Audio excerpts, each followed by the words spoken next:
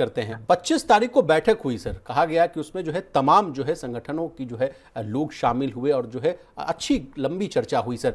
ज़्यादा समय बर्बाद करते हुए ना आपका रुख करते हैं सर, क्या हुआ उस बैठक में? देश की जो है तमाम जो है कर्मचारी संगठनों के जो लोग हैं, कर्मचारी वर्ग हैं, जानना चाहते हैं। देखिए, ये जो मीटिंग थी हम लोगों की, इंटरनल मीटिंग थी, ड्राफ्टिंग कमेटी की। हम लोगों ने स्टाफ साइड जेसीएम के जो भी घटक हमारे यूनियन और एसोसिएशंस हैं, उनको सबको मिला करके हम लोगों ने एक ड्राफ्टिंग कमेटी बनाई है।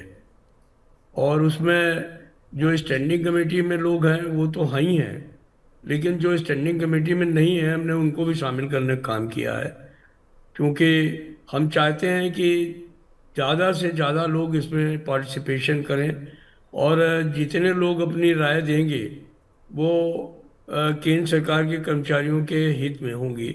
हम तो एक ही बात जानते हैं कि 10 साल के बाद में वेतन आयोग बैठा है, तो वेतन आयोग को केंद्र सरकार के कर्मचारियों के साथ न्याय करना पड़ेगा। और जिस हिसाब से महंगाई बढ़ी है, जिस हिसाब से लोगों की ज़रूरतें बढ़ी हैं, जिस हिसाब से कर्मचारियों की जो है वो नीड्स बढ़ी हैं, तो उसके हिसाब से उनको जो है वो हमको सुनना होगा और सुनने के बाद में अपना फैसला सुनाना होगा।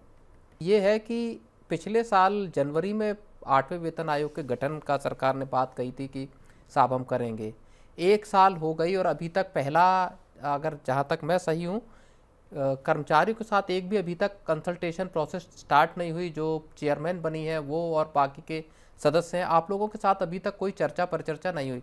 क्या आप ये मानते हैं कि पूरा जो आयोग का काम है वो वाकई बड़े सुस्त रफ्तार से चल रहा है? ये बात तो सही है, सरकार की तरफ से भी सुस्ती है और हमारे आयोग की तरफ से भी सुस्ती है। सर इसी के मद्देनजर सर एक मांग ये भी उठ रही है कि देखिए अब चूंकि जो है 17 महीने 18 महीने का समय लगेगा, कुछ लोग तो कह रहे हैं कि ये समय सीमा जो है थोड़ी और बढ़ सकती है। तो कहा जा रहा है कि 1 जनवरी 2026 से थोड़ा अंतरिम जो है रिलीफ के टाइप में जो है पैसा कुछ दिया जाए, 20% के आसपास की बढ़ोतरी की जाए। आप सहमत हैं सर इस मांग से?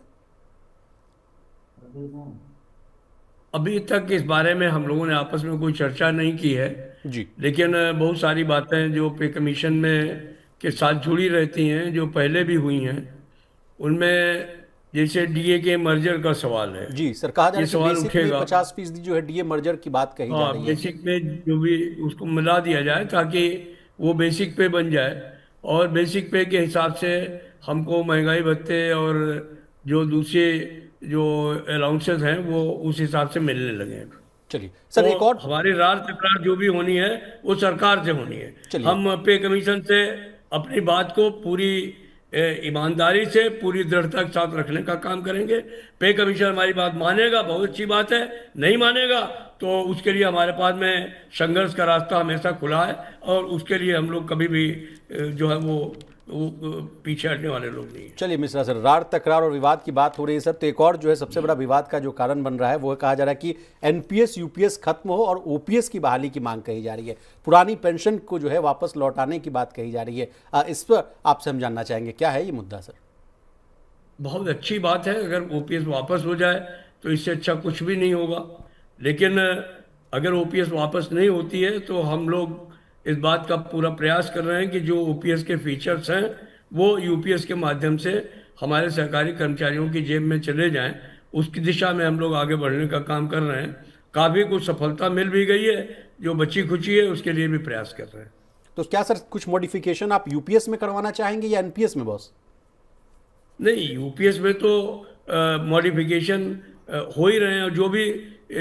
जो भी एनपीएस अगर इस लायक होता जी तो फिर यूपीएस की जरूरत ही नहीं थी। जी लेकिन यूपीएस में भी ओपीएस की अपेक्षाकृत कुछ चीज़ें ऐसी हैं जो कि रेट्रोग्रेड है, जो कि सरकारी कर्मचारियों की अपेक्षा है कि जैसे 25 साल का आपने समय रख दिया, जी, तो ये 25 साल सेवा का का समय उचित नहीं। आज के समय में 20 साल का समय होना चाहिए। साथ तो इतना हो गया कि आपसे जब लास्ट मुलाकात हुई थी जूम पे ही, तो आप कह रहे थे कि विशाल 2.86 का जो फिटमेंट फैक्टर उससे नीचे तो बात ही नहीं होगी। लेकिन जैसा जैसा प्रवीण सर ने कहा कि एफएनपीओ ने डायरेक्ट चिट्ठी भेज दी, वहां से एक जो है नया फिटमेंट फैक्टर सामने आया सर 3.25 का। अब हम लोग भी चौंक गए सर, आपसे जो है फर्स्ट कमेंट लेना चाहेंगे। 3 से ऊपर तक की जो फिटमेंट फैक्टर क्या जायज है, कैसा लग रहा है सर? विशाल भाई देखिए, अभी फिटमेंट फैक्टर और मिनिमम पे बातचीत जरूर हुई है, जी लेकिन कोई उस पर अभी मत एकता नहीं है, क्योंकि अलग अलग साथी अलग अलग बात कर रहे हैं। मुंडे मुंडे मतिर भिन्ना वाली बात है। तो अभी हम इस बारे में, जैसा मैंने पहले भी कहा आज भी कह रहा हूँ, कि ये ऐसा सवाल है जिसको कि जब तक 100% यूनानिमिटी के साथ बात तय नहीं हो जाए तब तक ये कहना उचित नहीं है कि 3.25 होगा या 2.86 होगा। कि मैं एक दो सवाल और पूछना चाहूंगा मिश्रा सर आपसे। एक तो कहा जा रहा है कि इंक्रीमेंट की बात कही जा रही है कि साल भर में जो है 2 बार जो है इंक्रीमेंट होना चाहिए। इस पर आपसे क्या कुछ जानना चाहेंगे? कहा ये जा रहा है कि बिल्कुल सही 3% बात है, 5% है, हम उसको लोगों थोड़ा ने ज्यादा हो।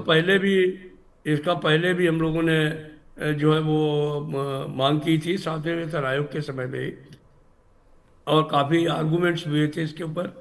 लेकिन बाद में ये बात तय हुई कि 6 महीने पर इंक्रीमेंट जो है वो एक तरीके से ऑप्शनली हो सकता है, लेकिन एनुअल इंक्रीमेंट जो है वो साल में एक ही दफ़े रहेगा।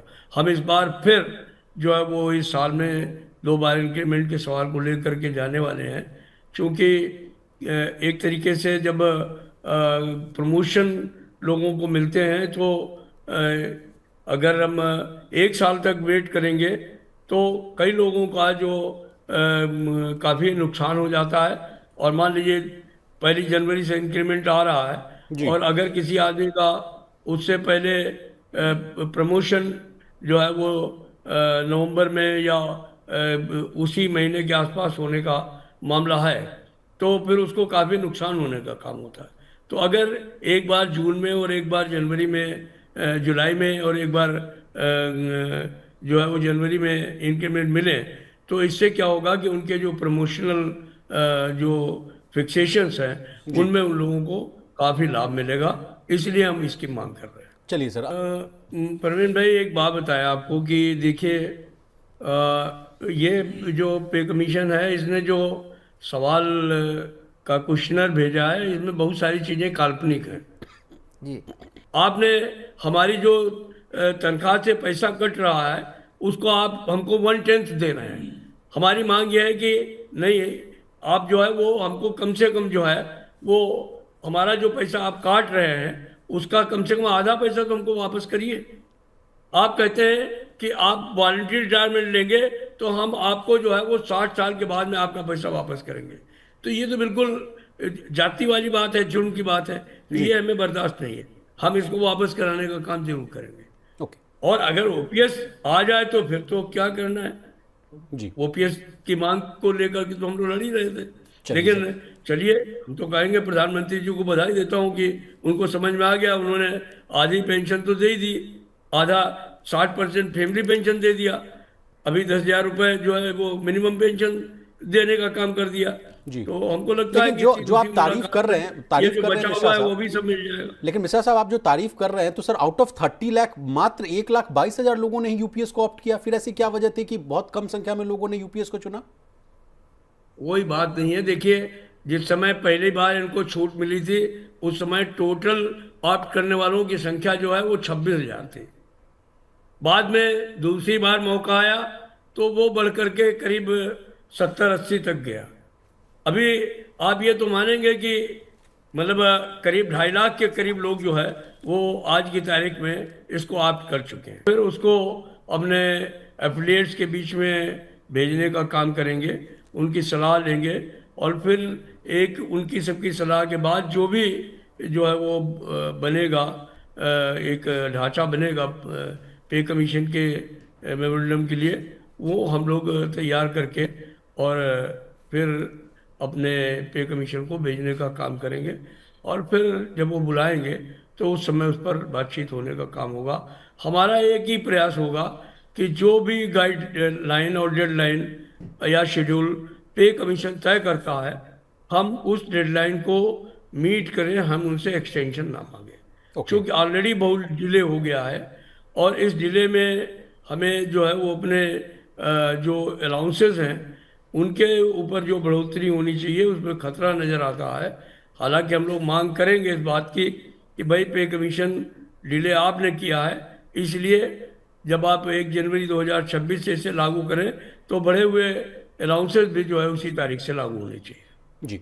अंतिम सवाल एक लास्ट, आप गुस्साइएगा मत, ये खबर भी आ रही है सर कि जो है फैमिली यूनिट को कहा जा रहा है कि 3 से जो है 5 किया जाए, तो ऐसी खबर चलने लगी कि अगर ऐसा हो जाएगा तो 66% बढ़ जाएगी सैलरी। एक इस पर जो है आप जवाब दे दीजिए। ये बात आप बिल्कुल सही कह रहे हैं और मैं समझता हूँ कि सरकार को ये बात जो है वो हमारी माननी पड़ेगी, क्योंकि ये उचित नहीं है कि आप पुरुष को जो है वो 1 यूनिट माने, महिला को 0.8 यूनिट माने, बच्चों को 0.6 यूनिट माने और माँ बाप को माने ही नहीं। तो ये उचित नहीं है।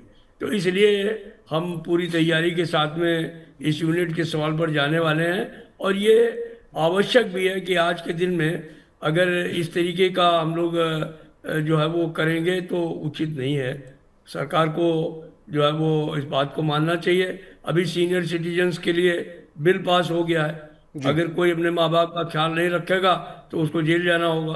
तो सवाल है कि सरकार खुद कानून बनाए और जब तनख्वाह डिसाइड करे तो उसमें उसका कहीं पर जो है वो जो है उसको कहीं मान्यता नहीं दे, तो इससे तो कोई लाभ होने वाला नहीं है।